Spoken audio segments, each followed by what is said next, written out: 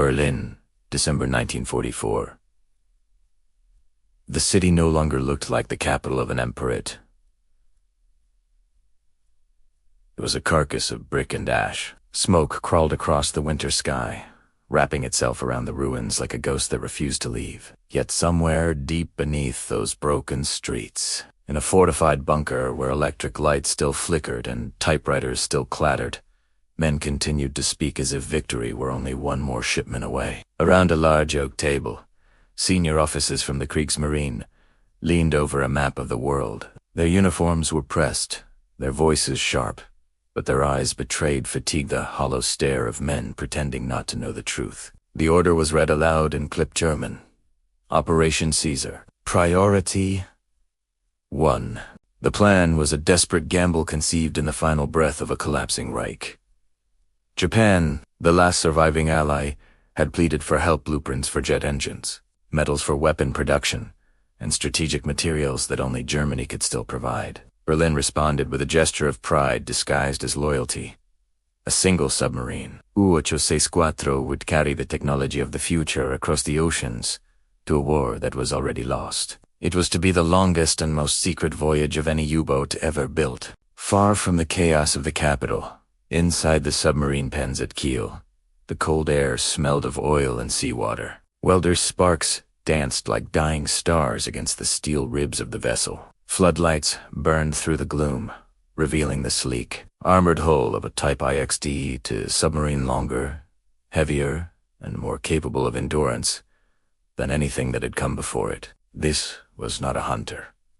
It was a courier of secrets. Every rivet, every pipe, every sealed chamber was being prepared for a mission that no man on board fully understood. Commander Wolfram walked the length of the dock in silence. He was 40, broad-shouldered, with eyes that had seen too much of war to still believe in its glory. In his hand, he carried a folder marked Heime Kommandosache, Top Secret Command Order.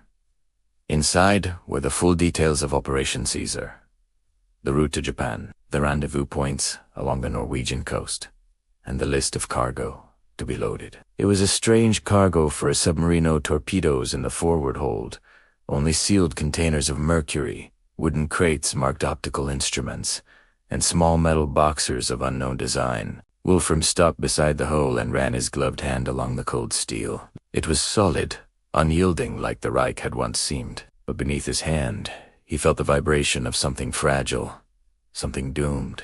Above him, the sound of Allied bombers rumbled faintly in the distance. Each explosion was a reminder that the world outside was collapsing faster than any order could hold it together. At dusk, the final inspection was complete. The crew filed aboard with their duffel bags and nervous laughter, pretending this was just another patrol. A few men carried letters they would never send. The diesel engines coughed once, twice, then coughed. A thick plume of exhaust drifted into the icy air as the submarine eased away from the dock. No one waved.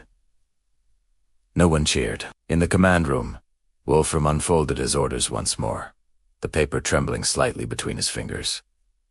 To Japan, it read. 2 words, heavy with the weight of the impossible. As night fell over the Baltic, the U-864 slipped beneath the waves, vanishing into the black water like a shadow swallowed by deeper shadow. Behind it, the lights of Kiel flickered weakly in the distance, then disappeared entirely. The men aboard did not know it yet, but they were sailing not toward the rising sun, but into history's coldest Silenza voyage, from which no man would ever return. In the submarine pens of Kiel, the men worked in silence beneath the echoing groan of cranes and the dull ring of steel against steel. It was early December, and the air bit hard against the skin so cold it felt as if the entire harbor were holding its breath. Floodlights swept across the dock, revealing rows of soldiers and dock workers moving like shadows, loading crate after crate into the belly of U-864. There was no ceremony, no speeches of loyalty or victory, only the mechanical rhythm of chains tightening and boots crunching on frost. Each crate was marked with coded labels, some ordinary, some blank, and others so heavily sealed that not even the loading officers knew what lay inside. The most carefully guarded cargo came last, metal flasks, dull and heavy, stacked in groups of 3 and sealed with wax and lead. Inside each one was liquid mercury dense, silvery, and lethal. In total, 67 tons of it. The mercury was destined for Japan's weapons laboratories, where it would be used to produce advanced detonators and precision instruments for aircraft guidance. Its presence aboard a submarine was madness, but the Reich had long since crossed the line between reason and desperation. Engineers from Berlin stood nearby, clipboards in hand, watching as each flask was recorded and secured within the forward hold. The sound of them settling into pleasant deep, metallic thud was strangely final, like the closing of a tomb. Alongside the mercury came other cargo, rolls of technical documents, the blueprints for the Messerschmitt, a 262 jet fighter, the first of its kind, fragments of experimental guidance systems, and the broken remains of a small turbine engine meant to be studied by Japanese engineers. To the Reich, this cargo was the last torch of their fading supremacy, a final gesture to prove that German science still led the world, even as its cities burned. At dawn, a group of men arrived at the dock, escorted by naval guards. They were not sailors, but scientists in pale men in gray coats, clutching briefcases and wearing the uneasy expressions of those who understood too much. 2 of them were Japanese engineers, their uniforms unmarked but unmistakably foreign. They spoke softly in broken German, discussing aerodynamics and alloys. Commander Alfrimara Wolfram greeted them formally, but without warmth. He understood that these men were passengers of importance, but he also knew their presence made the voyage even more dangerous. Every additional life was another soul to lose beneath the sea. Below deck, the compartments were cramped and smelled of oil and metal. The crew had been ordered to remain silent about the mission's purpose. Rumors spread nonetheless that the submarine carried nuclear materials, or secret weapons, or gold stolen from the Reichsbank. None of it mattered. To them, cargo was cargo, and duty was survival. Still, when they passed the sealed flasks, they could feel the chill radiating from the steel, as if the mercury inside carried its own quiet malice. By the time the last manifest was signed, the light outside had dimmed into evening. Snow began to fall against soft flakes, settling on the submarine's conning tower as the deck crew tightened the final ropes. The docks were empty now, except for a handful of officers who stood watching the dark water. To them, the sight of U-864 preparing to depart was a symbol of endurance, a sign that Germany still had plans, still had reach, still had purpose. But to those who worked aboard her, it was something else entirely. It was the moment before the deep. Inside the control room, Commander Wolfram removed his cap and stared through the frost-covered periscope glass. He thought of the distance. They would have to travel the long northern route past Norway, past the Arctic storms, through seas haunted by Allied submarines and aircraft. It would be a journey of tens of thousands of miles, all for the promise of delivering secrets to a war that was already dying. He closed the periscope shutter and spoke quietly to his first officer. Secure.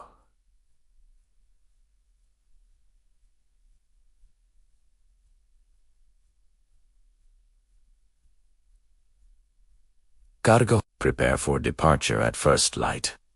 The words echoed through the steel corridors. Men climbed into their bunks. The mercury slept in its dark containers, and above them, the snow kept falling. Somewhere far to the south, Berlin was burning again. But here, in the cold quiet of the northern docks, a different kind of fire was being lit, one that would burn silently beneath the sea. A flame of knowledge and ambition destined never to reach its shore. The morning the submarine departed, the harbor was wrapped in fog so thick that the cranes and warehouses seemed to hover like ghosts above the frozen water. The cold was brutal, a silence that gnawed through the bones, broken only by the low growl of the engines being tested below deck. The men of U-864 moved quietly, their breath visible in the air as they went through final checks, ballast systems, valves, communication lines, all done by habit, none done with conviction. The war had reached a point where obedience replaced faith. They were not serving victory anymore, only inertia. At 0600 hours, Commander Rolfrimar Wolfram received the final authorization from Naval Command. A brief coded message arrived through the radio operator's headset, transmitted from Berlin and repeated twice to confirm authenticity. The words were simple, clinical, and merciless. Operation Caesar cleared for departure. Godspeed. He folded the paper once, tucked it into his jacket, and gave the order to release mooring lines. Diesel fumes drifted across the surface as the engines roared to life, their vibrations running through the entire vessel like the pulse of a living creature. Slowly, U-864 began to slide forward, cutting through the mist. The sound of chains being reeled in echoed from the dock, followed by the hollow clang of metal on metal as the final connection to land was severed. Sailors on shore stood motionless, watching the black silhouette disappear into the fog. No one saluted. No one waved. There was no need. Everyone in that harbor understood that this voyage would not return. Inside the submarine, the temperature rose slightly as the heaters came online, fighting the condensation that dripped from the cold metal walls. The narrow corridors were alive with movement men in wool uniforms, adjusting dials, tightening bolts, whispering orders. The air was heavy with the smell of oil, sweat, and steel. Above, the conning tower cut through the fog, its periscope barely visible as it glided into the open sea. Wolfram stood in the control room, his hands clasped behind his back, watching the depth gauge rise and fall as they submerged for the first time. "Take her down," he said quietly. The helmsman acknowledged with a nod. The ballast tanks hissed, and the submarine sank beneath the surface, the daylight fading into an eerie blue gloom. The men felt the shift in gravity as water closed above them, the sudden quiet that always came when the ocean swallowed sound. As they descended to 50 meters, the only noise was the hum of machinery and the occasional groan of metal adjusting to pressure. The mercury containers in the forward hold shifted slightly with a tilt, their weight enough to change the submarine's balance. The chief engineer made adjustments, muttering about distribution and ballast ratio. Every sound mattered, every creak, every echo, because below the surface, even the smallest noise could carry 4 miles. When they leveled out at cruising depth, Wolfram unfolded a small map under the dim red light of the chart table. The route traced northward along the Norwegian coast, following deep channels that would keep them hidden from Allied patrols. Beyond that, they would reach Bergen, their final European port before the long crossing. The plan was clear. The danger was inevitable. Outside, the sea was dark and still. The submarine's hull glided just meters above the seabed, a shadow moving through colder shadows. Somewhere far above, the world was burning the Reich, collapsing, cities falling, armies retreating bat-down array beneath the waves. The men of U-864 were suspended in a different kind of war, one without flags, without glory, without sound. As the hours passed, the fog above thickened, sealing the harbor completely. The submarine slipped farther into the open sea, invisible to the world it left behind. Inside, the crew settled into their routines, the rhythm of the voyage beginning to take hold. The radio operator sat beside his equipment, listening to the faint static of the ocean. The navigator traced their course with a trembling pencil. Inti-Gale coffee boiled over a small burner, filling the air with the bitter scent of burnt grounds. Commander Wolfram walked through the narrow passage toward the forward hold, where the cargo lay secured behind heavy steel doors. He paused there for a long moment, his hand resting on the cold metal. Behind that wall lay the purpose of their journey, the Reich's final secret. 67 tons of liquid promise, and yet he could not shake the thought that this submarine, with all its brilliance and precision, was nothing more than a coffin built for silence. Outside, the sea stretched endless and gray, a grave without a name. And somewhere deep beneath that gray horizon, U-864 continued north, unseen and unheard, carrying its burden of science and doom into the frozen dark. When U-864 reached Bergen, the city was already half devoured by war. Smoke clung to its wooden rooftops. The docks were scarred from months of bombing, and the fjord echoed with the rumble of distant guns. The submarine glided through the harbor at dusk, its conning tower barely visible beneath a veil of fog and ash. For a moment, it seemed like just another gray shadow among many. One more fragment of a nation struggling to breathe. But inside its hull, the weight of the mercury and the weight of its mission pressed equally upon the men. They tied up beneath the massive concrete vault of the submarine pennon underground cathedral, of steel where the sea lapped quietly against stone. The air was thick with diesel smoke and the metallic scent of blood and rust. Mechanics waited with toolboxes already open, their hands blackened from long nights of repair work. One of U-864's engines, the port diesel, had begun to rattle and cough.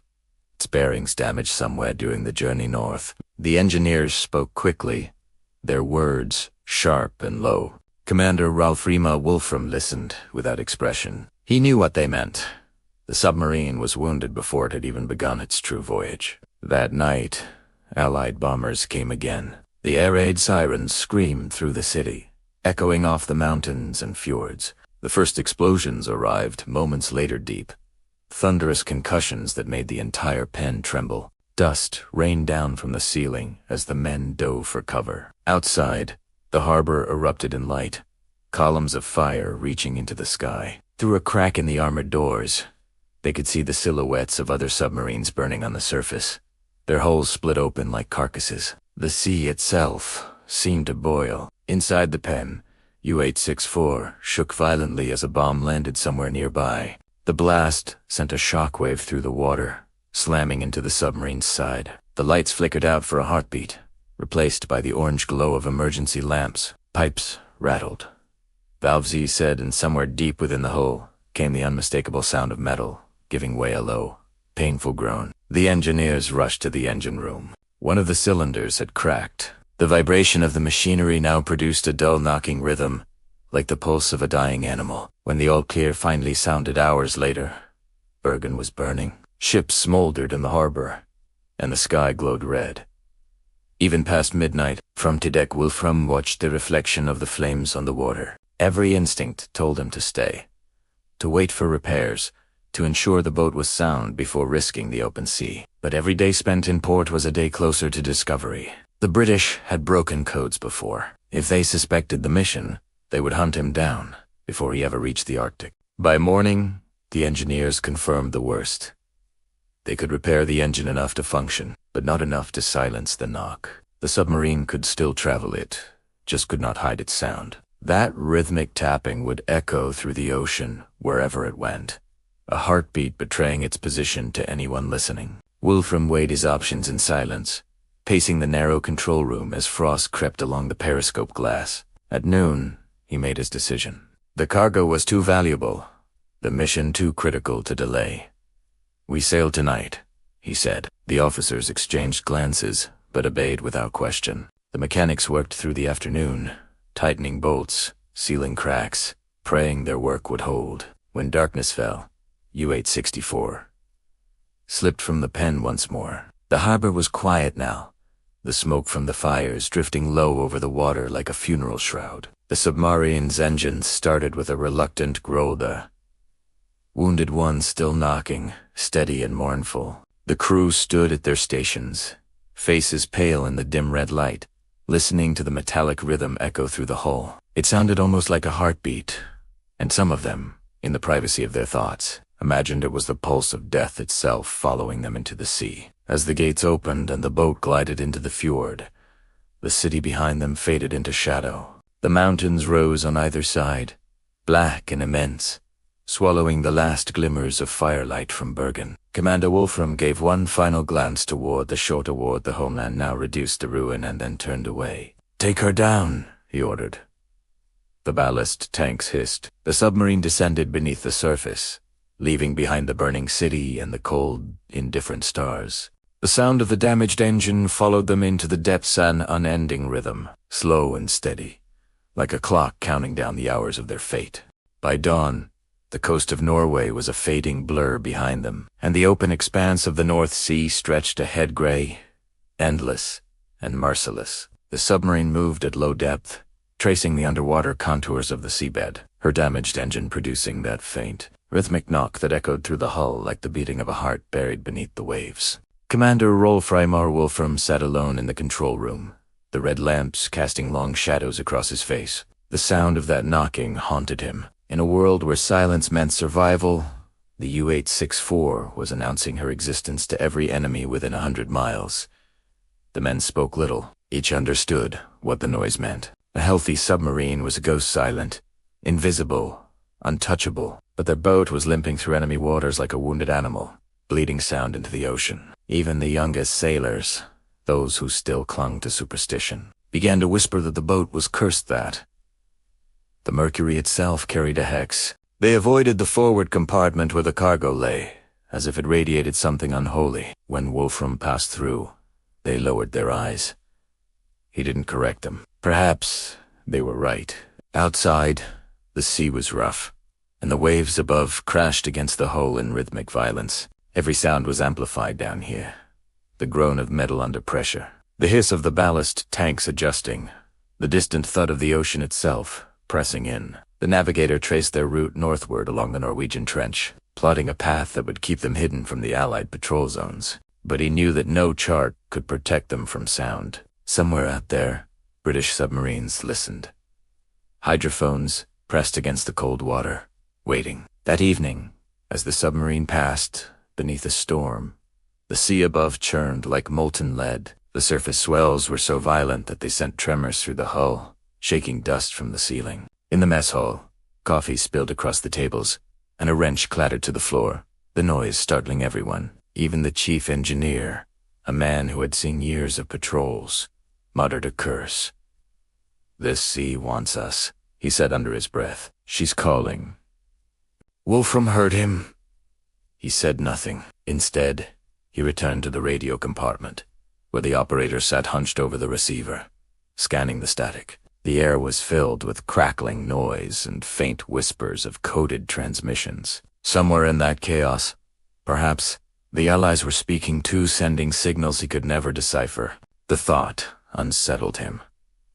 He had been a submariner for nearly 2 decades.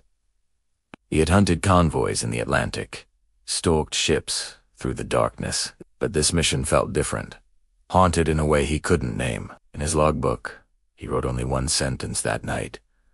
And Jen Noisy persists, no remedy possible. Continuing north, under cover of storm. He underlined the last 4 words, as if to convince himself they offered protection. When the storm finally passed, the sea calmed into a deadly stillness. Outside the hole, bioluminescent plankton drifted in glowing clouds, their faint light washing over the metal skin of the submarine like pale fire. Inside, the men slept restlessly, turning in their bunks, listening to the heartbeat of the engine. Some dreamed of home of wives, of forests, of children they had not seen in years. Others dreamed of drowning. At 0200 hours, the sonar operator reported faint echoes in the distant slow. Deliberate, mechanical. Another submarine, perhaps? Or something larger. Wolfram ordered silence.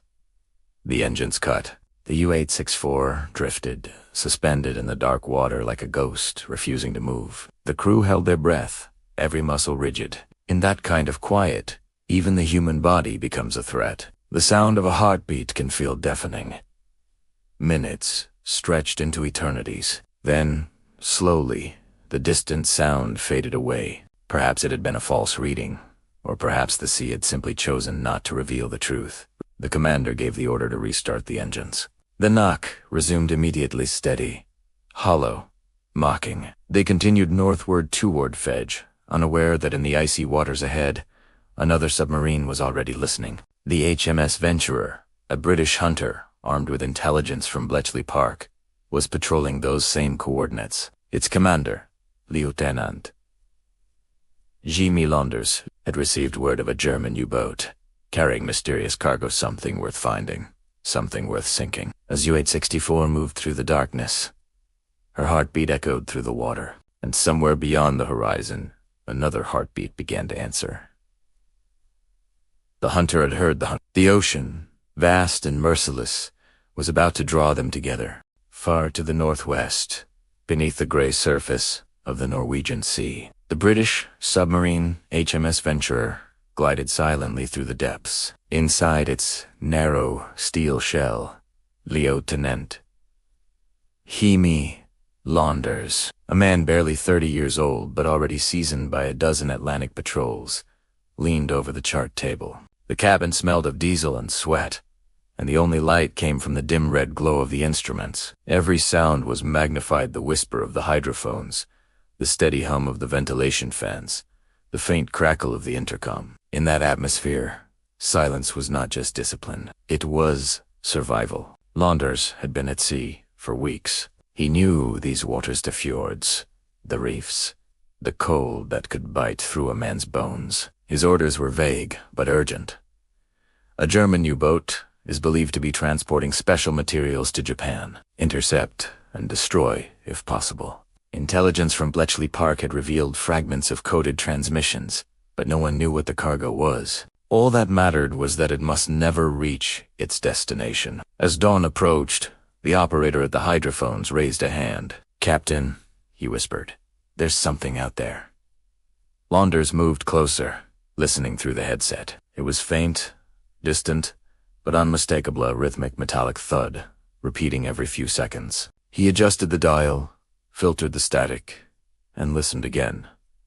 The pattern was steady, mechanical, and unnatural. Not whales, not currents, not machinery from shore.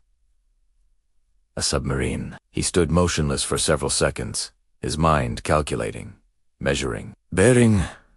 he asked quietly. The answer came back, 184 degrees. "Ranchu uncertain, depth unknown." Launders nodded. "Keep trekking." For the next hour, the venturer followed the sound, weaving through the underwater valleys like a shadow. Every change in the rhythm told him something: diving, surfacing, slowing. The British crew had no visual contact, no radar signal, no sonar pings to betray their presence. All they had was the ghostly heartbeat of the other submarine, steady, metallic, and strangely alive. Inside U-864, no one knew they were being followed. Commander Rolfrima Wolfram had ordered the engines to maintain low revolutions to conserve fuel. Unaware that the damaged bearing was broadcasting their position with every turn, the men went about their routines. Some cleaning the filters, others checking pressure valves, the cook heating thin soup that smelled faintly of oil. Above them, the world was empty, sea and endless cold. Launders watched the clock. He had been stalking the target for nearly 3 hours. The U-boat was moving in a slow, erratic pattern, perhaps aware of danger but uncertain where it lay. "She's zigzagging," the navigator murmured, "trying to throw us off." Launders only nodded.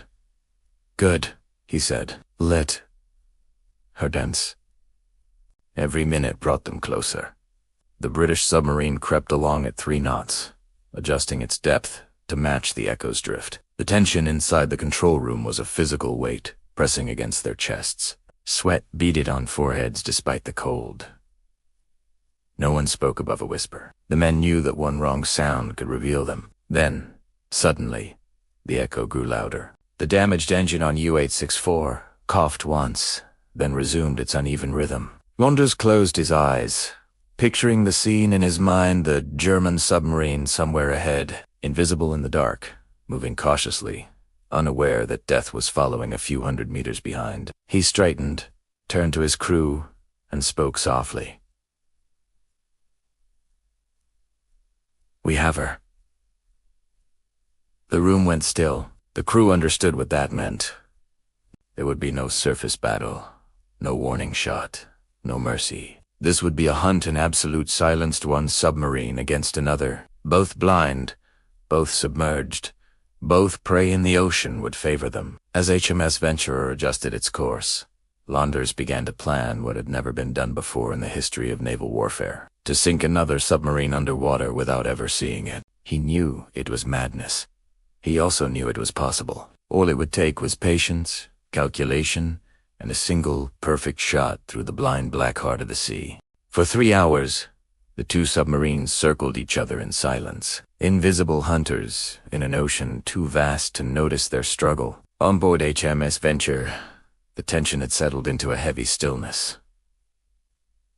No one moved unless ordered. The faint hum of the electric motors filled the control room, a sound so constant it felt like part of their heartbeat. Lieutenant Jimmy Launders stood motionless, staring at the chart table where pencil lines and calculations covered every inch of paper. To his crew, he looked calm-cold.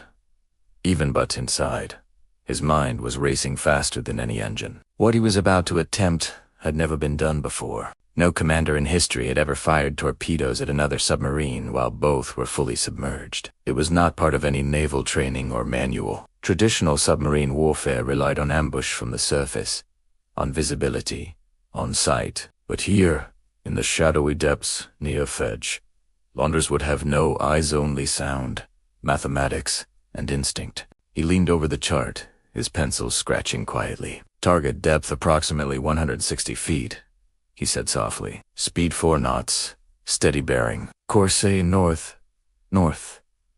The navigator nodded, adjusting a slide rule, the tapping of metal on glass echoing faintly in the small room. Every man aboard knew that one mistake, one wrong calculation, and their own torpedoes could miss entirely or worse, betray their position. Meanwhile, aboard U-864, the German crew remained unaware of the predator stalking them. Commander Ralph Reimar Wolfram listened to the rattle of his engines, irritated by the constant knocking. He considered surfacing briefly to check for damage, but decided against it. The weather reports warned of patrol aircraft along the coast, and he preferred the darkness of the sea to the exposure of daylight. The mercury in the forward hold shifted faintly with each change in speed, creating a soft metallic ripple that none of the crew noticed, but which echoed faintly through the hull. In the British submarine, Launders's eyes followed the pattern of movement on the plotting board. The German sub was not moving straight. It was zigzagging every 10 minutes, a standard anti-detection maneuver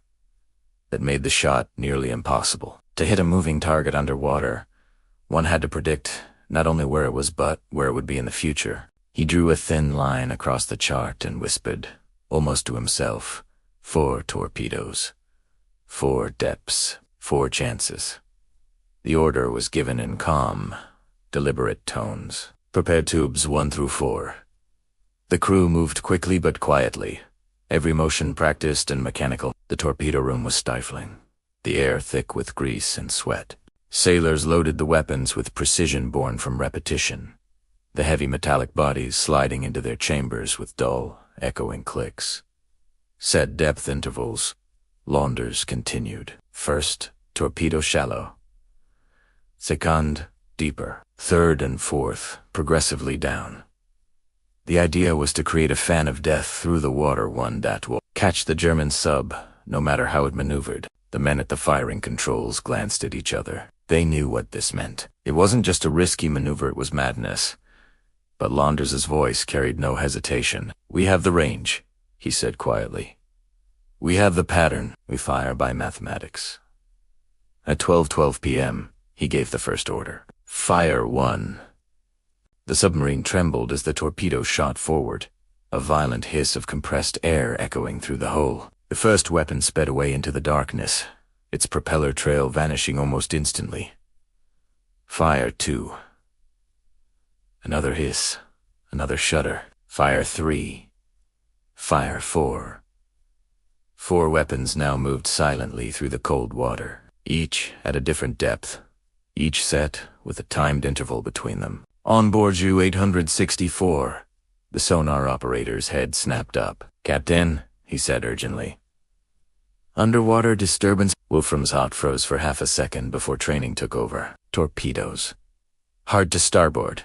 Emergency dive. The alarm clanged through the corridors as the men scrambled to their stations. The submarine tilted sharply downward, its ballast tanks flooding as it tried to escape. The first torpedo passed harmlessly astern, exploding in open water with a muffled boom that shook the walls. The second veered to shallow, detonating above them. The third missed by meters, the shock wave slamming through the hull and throwing men to the floor. For a brief, fleeting moment, they thought they had survived. Wolfram steadied himself, gripping the periscope stand. Level her out, he said. We've outrun them. But below, unseen in the dark. The fourth torpedo continued its course deeper.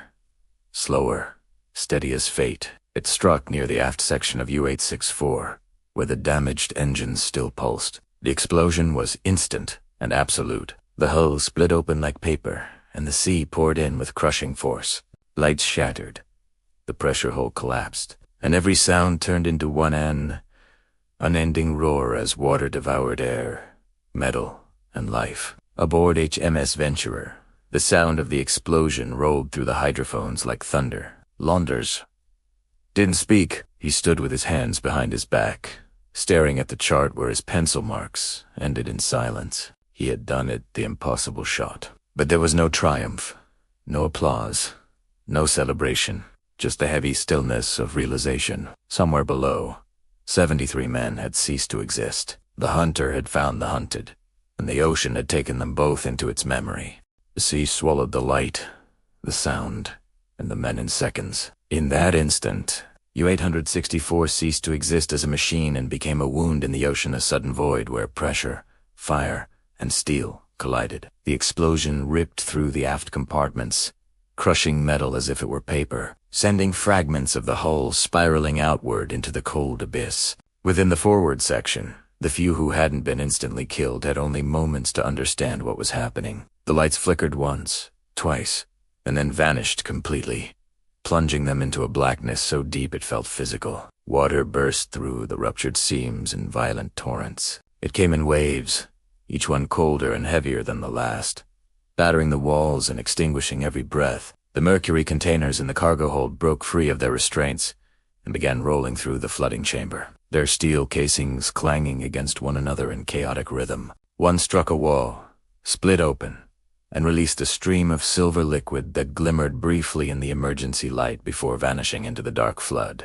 Commander Rolfrimar Wolfram tried to reach the central ladder, shouting orders that no one could hear above the roar. His hands slipped on the freezing metal, and for a brief second, he caught sight of the instrument panel, its needles spinning wildly, the depth gauge falling faster than the human eye could follow. Somewhere behind him, a voice cried out a desperate, broken sound, and then it was gone. The submarine twisted, groaned, and cracked again.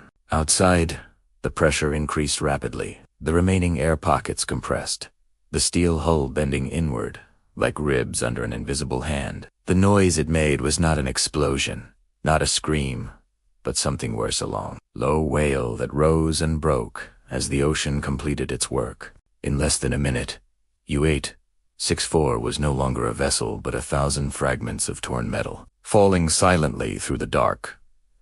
On the surface, HMS Venturer drifted in eerie calm. The crew stared at the instruments, listening to the echo fade from the hydrophones. The sea returned to silence, as if nothing had happened at all. Lieutenant Jimmy Launders removed his headset slowly. "Contact lost," his operator whispered. Launders gave a small nod. "Mark the position." He looked down at the chart, the final set of coordinates. Now, a grave. He did not issue any order of celebration. He simply walked to the periscope, raised it above the waterline, and looked out at the gray waves, stretching endlessly toward the horizon. There was no oil slick, no debris, no fire, only the indifferent sea, smooth and still, as though it had closed its mouth around a secret it meant never to reveal. Inside the British submarine, the air was heavy. The men moved with a strange quietness, avoiding each other's eyes. They had achieved the impossible. One submerged submarine had sunk another. But instead of triumph, the cabin felt haunted. Launders knew that below them, 73 men were entombed in their steel coffin, their mission unfinished, their names already dissolving into obscurity. He stood at the periscope for a long time. The war demanded such axe-cold decisions made in darkness boot. He could not ignore the gravity of what he had done. The sea had taken them swiftly. Yes, but it would remember longer than any of them. "Set course for home," he said finally. His voice was quiet, almost reverent. The engines engaged, and HMS Venturer turned slowly away from the coordinates, leaving only the wind to whisper above the place where U-864 had vanished. Below, deep, beneath the waves, fragments of mercury drifted like liquid stars through the silence, spreading across the seabed. The water grew still. Again, ancient and patient, it would keep this secret for half a century before the world remembered to look. For decades, the sea above Fedge carried no memory of what lay below. Fishing boats came and went. Storms rolled through the fjords, and the North Sea continued its endless rhythm, blind to the tomb resting 150 meters beneath its surface. The war ended. The flags changed. The cities rebuilt themselves, yet down there beyond the reach of light, U-864 remained. The ocean had made it part of itself, wrapping the broken steel in silt, salt, and silence. The wreck lay in two main sections. The explosion that killed her had torn the submarine apart near the engine room, separating bow from stern. Around it, debris fanned across the seabed like the bones of some extinct creature. Torn cables, twisted pipes, fragments of navigation charts, boots, wrenches, even a child's photograph encased in glassware's detritus. Preserved by the cold, the mercury containers were scattered everywhere, some intact, others cracked and leaking. From the ruptured ones, droplets of liquid metal had escaped, forming shining beads that drifted in slow motion through the still water, settling like silver tears on the sand. Above, the tides changed with the seasons. Fishermen in the village of Fedge sometimes reported strange catches fish with darkened scales, odd discolorations in their flesh. No one paid much attention. Norway had other scars to heal. The Cold War had begun, and the focus of the world turned elsewhere, to Berlin walls, to nuclear tests, to new fears. UAT-164 slept undisturbed, its coordinates lost even to those who had sunk it. In 1946, when Lieutenant Jimmy Launders filed his after-action report, the location was marked simply as engagement complete, target destroyed. The Royal Navy's archives closed the file, and the page gathered dust. For almost 60 years, the name U-864 existed only in forgotten logs and faint rumors among Norwegian sailors, who claimed that sometimes, in calm weather, the sea above Fedge hummed, faintly like a machine still alive below the waves. In the late 20th century, technology began to map the seabed with new precision. Sonar surveys of the Norwegian coast revealed countless merchant ships, aircraft but one anomaly stood out near Fedge. A long, slender shape half buried in sediment, with readings that suggested heavy metallic density. Marine historians cross-referenced wartime records, and the possibility emerged almost unbelievable that they had found the resting place of U-80, the only submarine ever sunk by another while both were submerged. When the news reached the Norwegian authorities in 2003, divers were dispatched to confirm it. Using remotely operated vehicles equipped with cameras, they descended into the cold darkness. The first images that flickered on the monitors stunned everyone.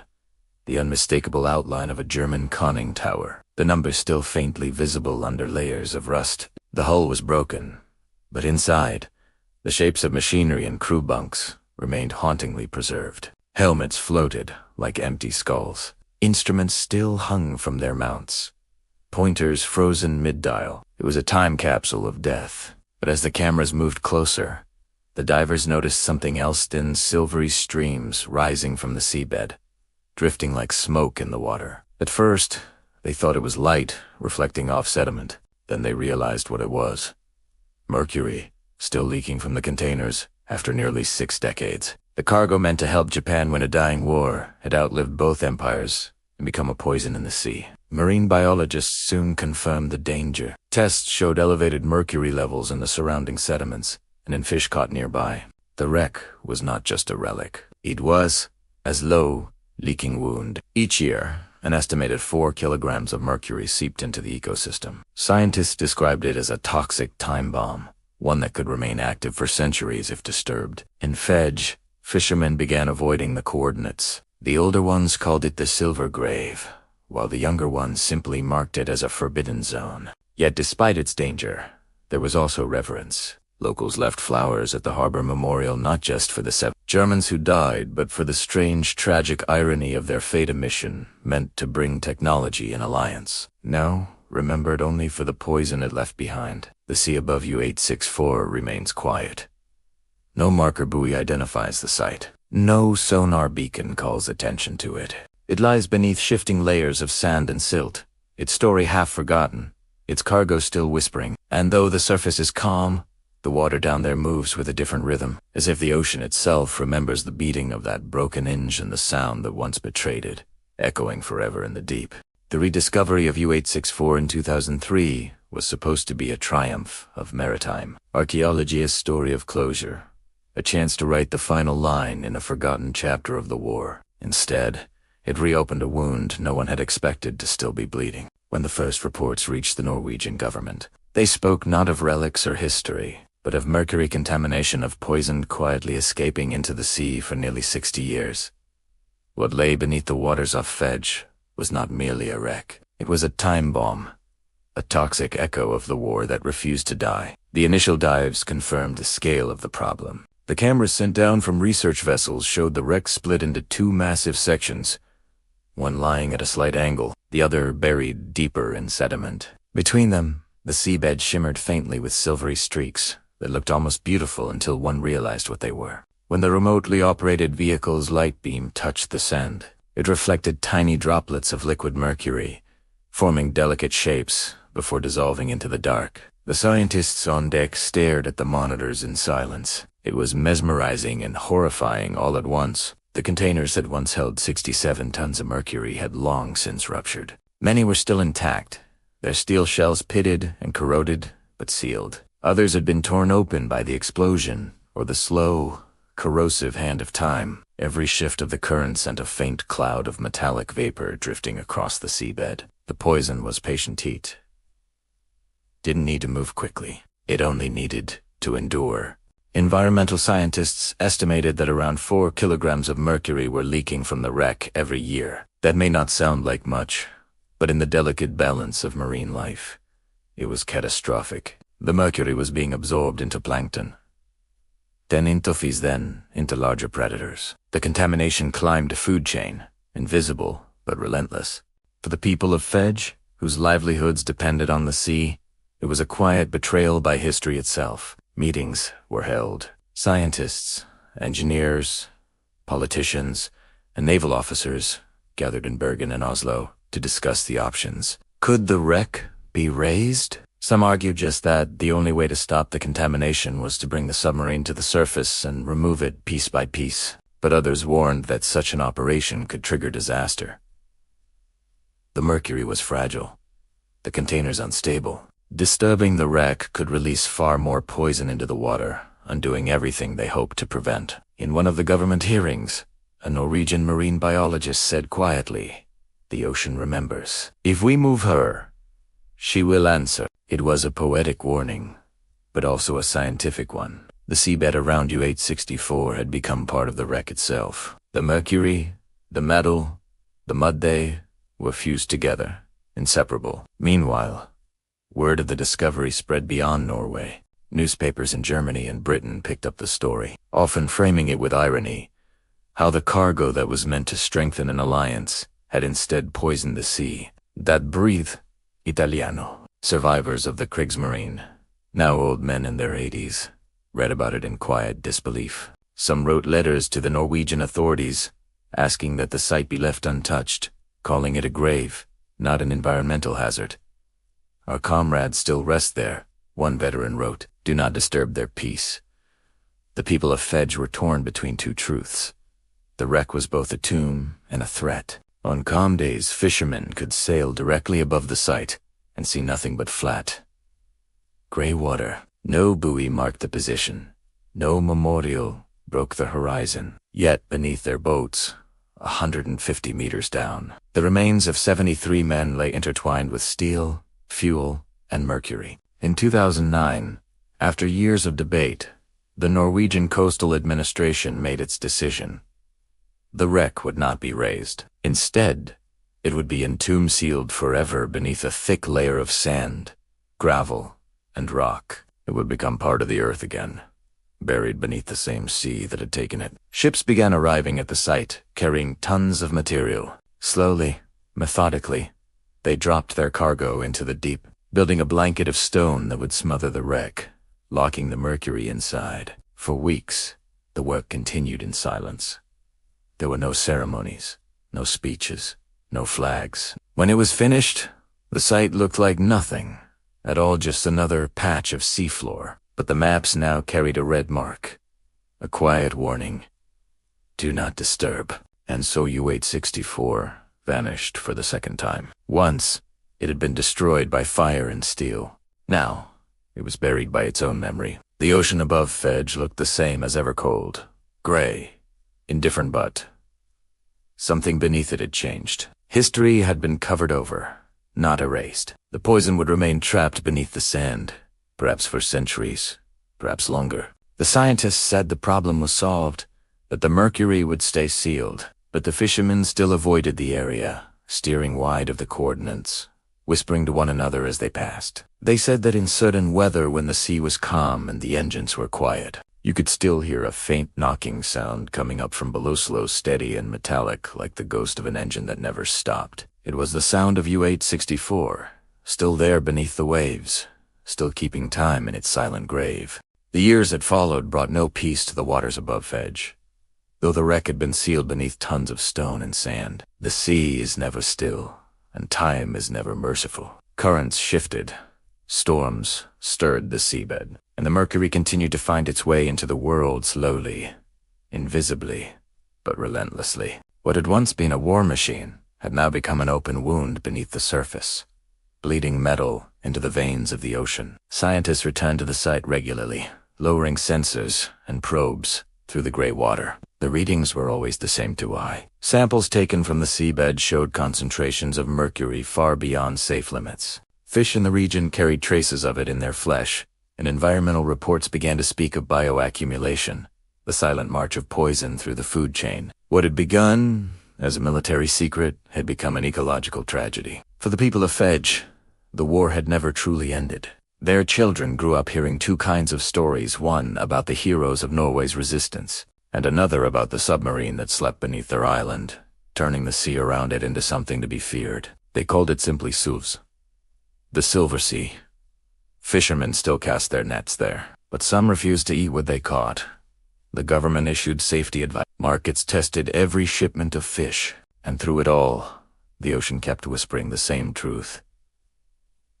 History does not die where it is buried. In Bergen, at the Institute of Marine Research, scientists debated whether the burial had been enough. Some argued for a second operation, more gravel, thicker sealing layers, maybe even concrete barriers. Others warned that disturbing the wreck again could undo everything. The submarine's structure was fragile now, its hull corroded to the thickness of paper. The cargo of mercury once, a source of power, had fused with the sand around it, an unpredictable compound of rust, silt, and toxic metal. One wrong movement could send plumes of mercury into the current, spreading contamination for miles. The sea around U-864 became a paradox. Dangerous to touch, too dangerous to ignore. Politicians called it an engineering problem. Fishermen called it a curse.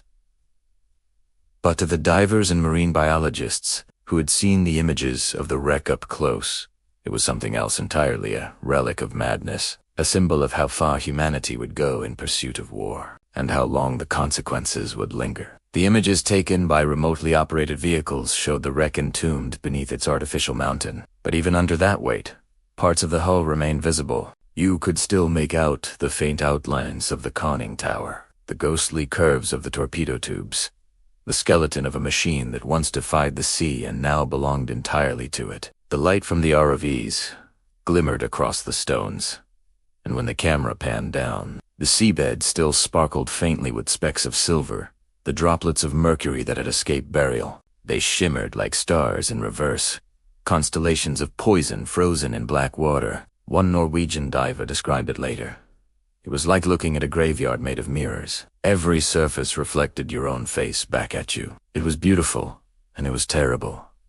The local news began covering the story again, decades after the war. Documentaries aired interviews with scientists, descendants of the crew, and environmentalists. Some saw the wreck as a warning from history, a reminder that even the smallest act of war leaves a shadow. Others demanded that it be forgotten, sealed again in silence. But the ocean, patient as always, ignored both. It continued to shift, eroding stone, grinding memory against memory. Every year, the Norwegian Coastal Administration released an updated report. Mercury levels stable but persistent, contamination slowly spreading through benthic layers. No new leaks observed, yet no complete safety assured. The wording never changed. It was bureaucratic, poetry careful, cautious, admitting nothing, promising little. But between the lines, one could sense the truth. The war's poison was still there, still alive, still whispering. And perhaps that is what makes U-864 more haunting than any battlefield or ruin. Most relics of war grow silent with time. Their metal rusts, their guns crumble, their memories fade. But this one endures not as a story told in museums, but as a living thing beneath the waves, breathing its venom into the world long after the men who built it turned to dust. The submarine that never surfaced still lives, in the most terrible way possible. It does not fight, it does not move, but it contaminates. It is war stripped of glory, reduced to its truest form. Destruction that forgets to end. In winter, when storms sweep across the Norwegian coast and the sea grows violent, the fishermen of Fedge still claim to hear it, the dull, rhythmic knock of a machine that shouldn't exist anymore. They say it comes from deep below, where the world is black and still, like the slow beating of a mechanical heart buried under rock and salt. Some dismiss it as imagination, the echo of trawler engines, or the crack of shifting stone. But to those who live closest to the sea, it is a reminder that something beneath them has never truly stopped. Beneath the surface, U-864 rests like a scar. The stones that were dropped to seal it have settled unevenly, shaped by tides and storms. Cameras lowered by marine researchers show how the sand ripples in the currents, exposing corners of the wreck now and then, only to cover them again.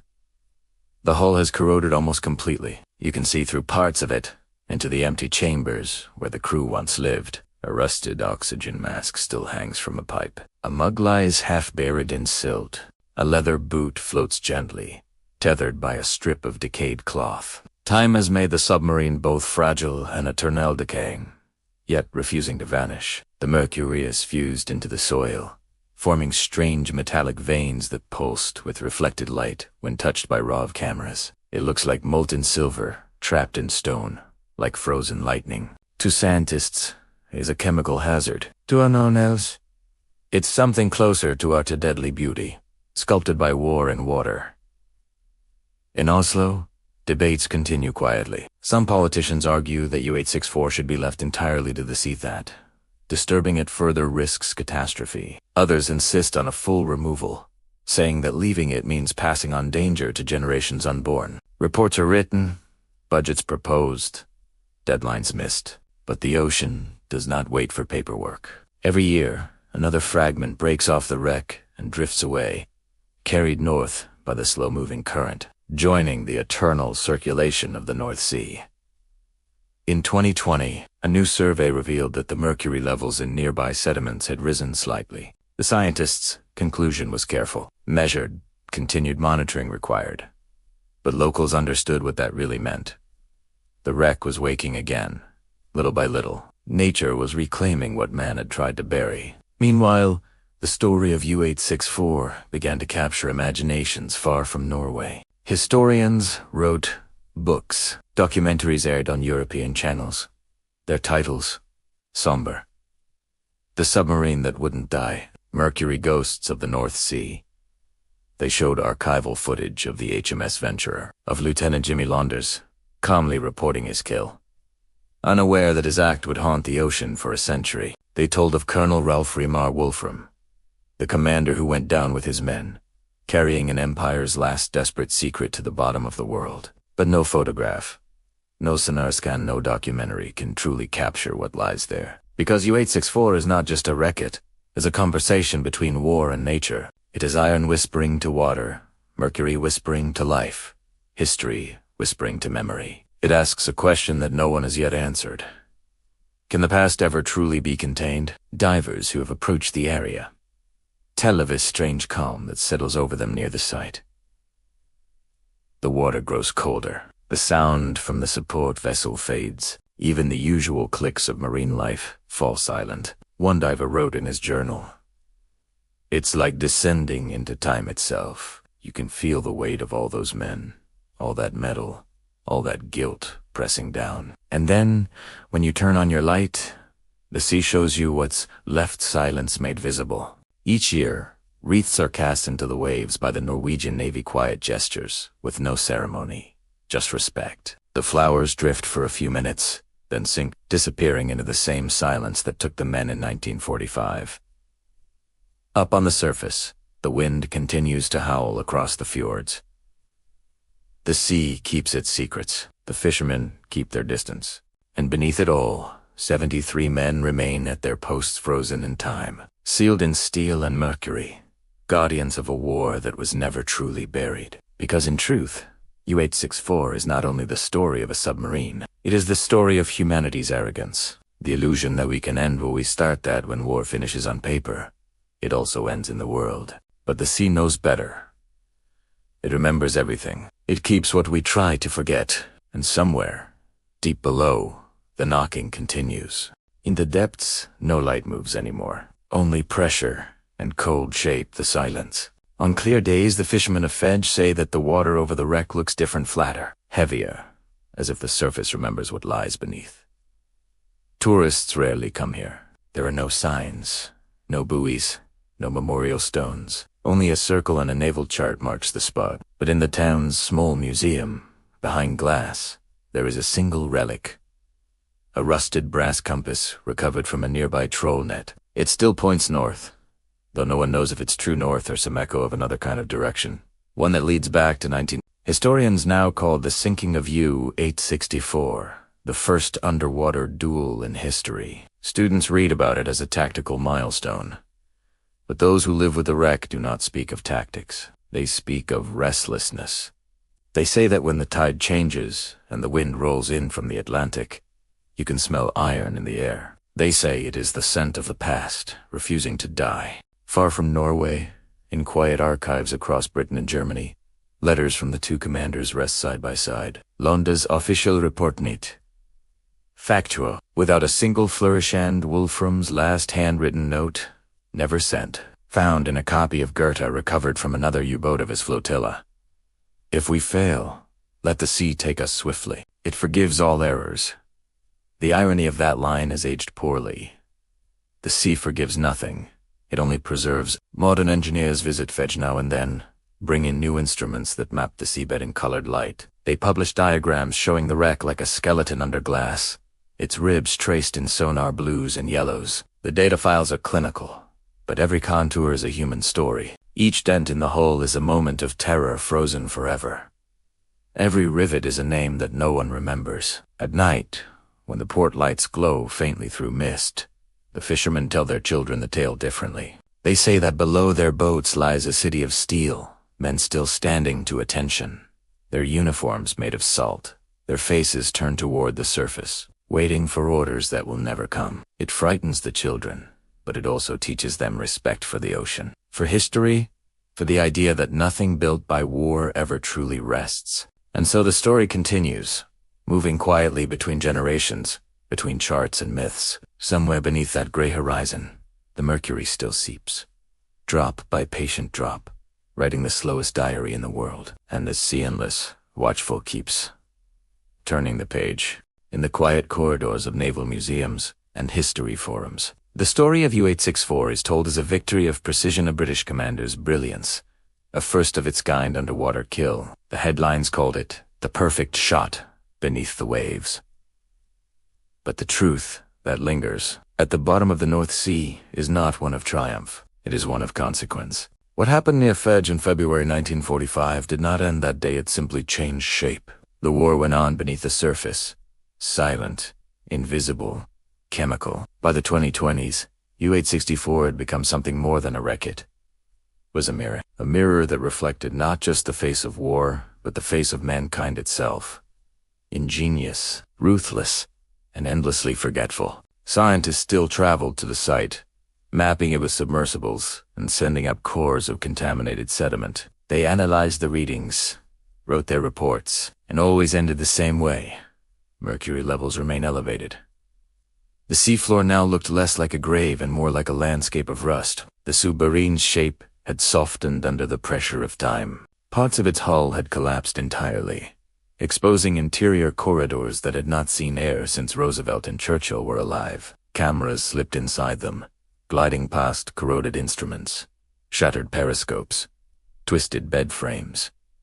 There were no skeletons, only outlines in sediment, impressions where human bodies had once been. In one compartment, a porcelain plate still clung to a shelf, its edge chipped, a remnant of daily life, preserved by pressure. From above, the burial mound was beginning to change color. The sand had compacted unevenly, allowing the darker sediment below to breathe again. Tiny streams of gas and trace mercury leaked upward, shimmering in the light of the remotely operated vehicles. It was as if the wreck were exhaling a slow, poisonous sigh, escaping after decades of forced silence. In Oslo, a new generation of environmentalists demanded that the site be revisited. They argued that technology had advanced enough to safely remove the mercury, that leaving it meant surrendering to time instead of mastering it. The government hesitated. Engineers warned of the risks. Economists asked about the cost. And somewhere in that bureaucratic conversation, the moral weight of the story was lost. Because this was never about one submarine, or even the 73 men entombed within it. It was about the echo of their war still reaching us through the water. The sea had turned their failure into a lesson. That destruction cannot be contained with gravel and policy papers. That history will always find a way to surface. On the anniversary of the sinking, Norwegian naval divers lowered a wreath into the water. It carried no flag, no emblem, only a plaque that read, "For those who perished and for those who still pay the price." The wreath drifted for a while, caught in the cold northern wind, before slowly spiraling down. The cameras followed it as it descended through blue-green darkness. The deeper it went, the quieter it became. At 150 meters, the last rays of light disappeared, and the wreath came to rest above the buried submarine. For a brief moment, its ribbons floated upward, brushing the water like hands raised in farewell. Then they settled. In that stillness, surrounded by rock and silt and poison, the sea once again closed its mouth. The story of U-864 faded into the rhythm of the deep and finished, unforgotten and unhealed. And if you listen closely, through the static of sonar and the hum of the waves, you might still hear it, the faint, hollow knock of a broken engine, beating softly against the heart of the ocean, the sound of a war that refused to sink. Every century leaves a monument to its fears. For the 20th, it was not a statue or a temple, it was a weapon. Steel, mercury, fire, and silence. The story of U-864 is not merely a chapter of war. It is an unfinished sentence in the language of the sea, one that still speaks long after the men who wrote it have turned to dust. Today, nearly 80 years after that February afternoon, when HMS Venturer fired its 4 torpedoes into the void, the currents above Fedge continue to twist in familiar patterns. On calm days, when the water lies still like glass, the fishermen say you can see faint streaks of silver drifting beneath the surface. Scientists insist it's nothing more than light on sediment. The locals aren't so sure. They say it's the sea. Remembering, down below, the wreck sleeps in its mineral tomb, hollow, splintered, but somehow whole. The weight of the ocean presses gently against its flanks, holding the shape of what once was a submarine. The mercury rests in pockets and veins, gleaming softly in the dark, like veins of light beneath stone. Cameras lowered into that darkness capture haunting images. The curve of a torpedo tube half filled with sand, a tangle of wire glimmering like seaweed, a pressure gauge frozen forever at 0. It is not ruin, it is transformation. The submarine has become part of the seafloor, a fossil forged in iron and sorrow. Above it, the world has changed beyond recognition. Empires have fallen, new wars have come and gone, and technology has made the ocean transparent to machines that can see where no human eye can. Yet what they find at 150 meters below Norway's coast is always the same, a story that refuses to fade. Each sonar pulse that strikes the wreck returns not only data, but a faint echo of human error, pride, and persistence. The descendants of the crew still visit Fedge. Some bring wreaths, some bring silence. They stand at the harbor looking out at the gray horizon, whispering names that no longer appear on any roster. A few of them meet with British naval historians, exchanging polite words that time has drained of anger. They talk of duty, of circumstance, of fate. But when the conversation drifts to the mercury, to the poison that still bleeds into the sea, they fall quiet. Because that part of the story has no enemy, no victor, no forgiveness. It belongs only to the ocean now. In the Maritime Museum of Bergen, an artifact rests in a glass case. A fragment of the U-864's hull, blackened and curved, its edges eaten away by salt. A small plaque reads, "Recovered from the seabed, 2006. The ocean keeps its memories, Visitors pass by without much thought, but those who linger notice something uncanny. Their reflections in the glass bend along the steel S-curve, distorted as though the sea itself were looking back. And perhaps it is because the sea remembers everything: the shouts of men inside a flooding hull, the hiss of torpedoes cutting through black water, the silence that follows when pressure crushes sound into oblivion. It remembers not out of malice or mercy, but out of permanence. Human wars end, the sea endures. When storms come roaring over the North Sea, waves pound the rocks of Fedge with the same force that once tore open the submarine. The air fills with spray, and gulls vanish into gray fog. Somewhere deep below, a faint metallic echo answers a soft, endless knock, still rising from the buried wreck. It is not a ghost, nor a haunting. It is history itself, refusing to disappear. And as long as that sound continues somewhere between silence and memory, the war will never be completely over.